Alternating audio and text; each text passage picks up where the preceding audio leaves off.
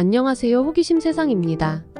오늘은 이스라엘과 전쟁 중인 레바논에 대해 알아보려는데요. 준비되셨나요? 그럼 레바논으로 바로 출발합니다.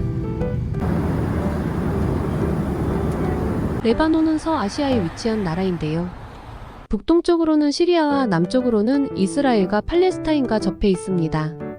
수도는 베이루트이며 나라 면적은 2022년 국토교통부 기준 104만 5천 헥타르로 약 세계 167위인데요. 우리나라의 경상남도와 비슷한 면적을 가지고 있습니다. 인구는 2024년 통계청 기준으로 약 580만 5,900명으로 세계 115위입니다. 종교는 이슬람교 약 54%, 기독교 40%, 기타 5% 이상입니다. 레바논은 지중해에 접해 있는 좋은 위치 덕분에 옛날부터 무역항이 발전하기에 좋은 곳인데요. 그래서인지 레바논은 중동의 진주라는 별명을 가지고 있기도 합니다. 레바논의 역사를 간략하게 알아볼까요? 레바논은 아주 오래전에는 로마 제국의 지배를, 그 후에는 이슬람 세력의 지배를 받기도 하였습니다. 제1차 세계대전 이후에는 프랑스의 위임 통치를 받았는데요. 그 후 1943년 레바논 공화국으로 인정을 받았으며 1946년이 되어서야 프랑스의 통치에서 벗어나 완전하게 독립을 하였습니다. 레바논은 다른 나라와 다르게 특이한 점이 있는데요. 본국에 살고 있는 인구보다 해외에 나가서 살고 있는 인구가 더 많은 나라입니다. 흔히들 해외에 나가 있는 인구가 더 많은 민족으로 꼽자면 유대인과 아르메니아인 팔레스타인인을 이야기합니다. 그러나 레바논은 더욱 심각하며 본국보다 더 많은 인구들이 나가서 살고 있습니다. 예를 들면 본국에는 약 600만 가까이 살고 있지만 브라질만 해도 무려 700만 명 가까운 레바논계 브라질인이 살고 있습니다. 또한 아르헨티나에도 약 130만 명의 레바논계 아르헨티나인이 살고 있는 것으로 알려져 있습니다. 이외에도 멕시코, 호주, 코트디부아르 등 아프리카에서도 레바논인들은 부유층으로 살고 있는 경우도 많습니다.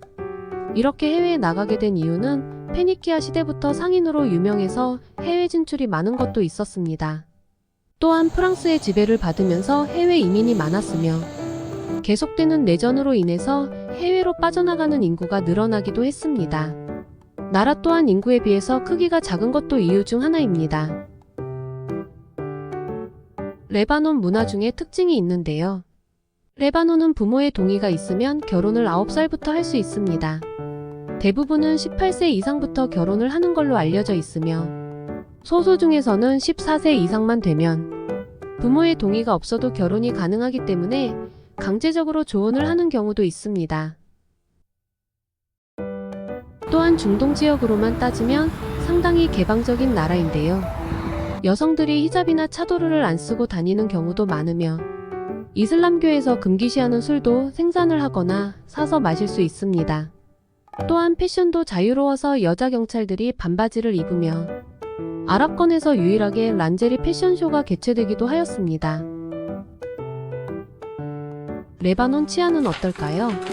레바논은 경제적으로 매우 힘든 나라이기 때문에 범죄와 부정부패가 심한 나라입니다.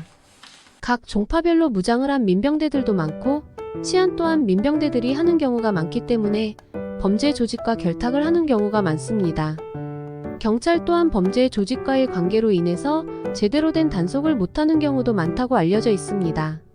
마약 밀수를 하는 레바논 마피아들도 악명이 높으며 각 부족들의 대마초 재배도 성행하는 것으로 알려져 있습니다. 안 그래도 경제 위기가 심한 와중에 현재 2024년 이스라엘과 헤즈볼라 전쟁이 시작되면서 더욱더 치안은 안 좋게 변할 가능성이 매우 커졌습니다. 레바논 여행을 생각 중이신가요?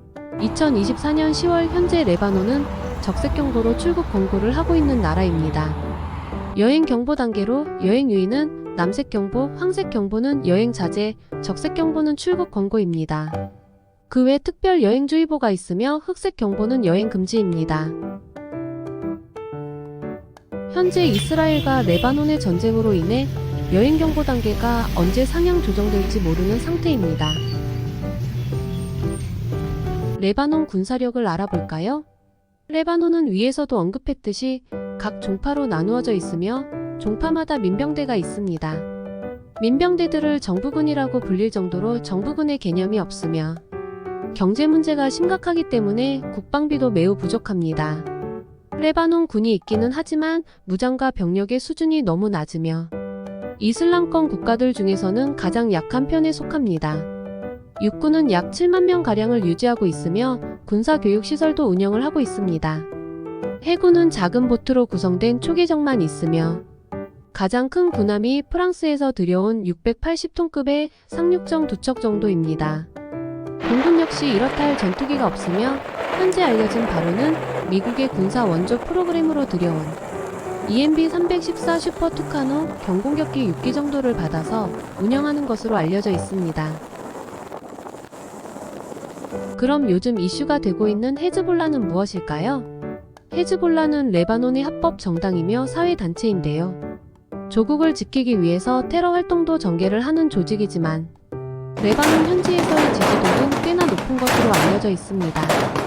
정식 명칭은 레바논 이슬람 저항을 위한 신해당으로 불리고 있습니다. 헤즈볼라는 1983년 이란의 지원을 받으며 민병대로 출발을 했으며 현재도 이란의 지원을 받는 것으로 알려져 있습니다. 최근에 알려진 바로는 인신매매와 마약, 무기 밀매 등의 불법적인 거래 등을 통해서 자금을 확보하는 것으로 알려져 있습니다.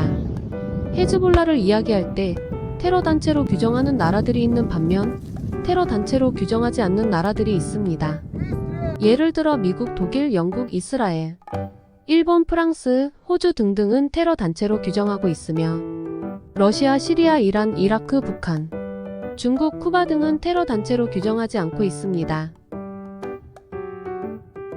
헤즈볼라의 병력은 정규 병력 약 4만 5천 명과 예비 병력 약 1만 5천 명 정도이며 자살 특공대도 운영하는 것으로 알려져 있습니다. 또한 1만 2천 기 이상의 로켓과 미사일, 그리고 무인 항공기도 보유한 것으로 알려져 있습니다. 오늘은 레바논에 대해서 알아봤는데요. 하루빨리 전쟁이 종식되기를 바랍니다. 구독과 좋아요는 영상을 만드는데 아주 큰 힘이 됩니다. 채널에 방문하시면 다른 나라 영상들도 많이 있습니다. 시청해주셔서 감사합니다.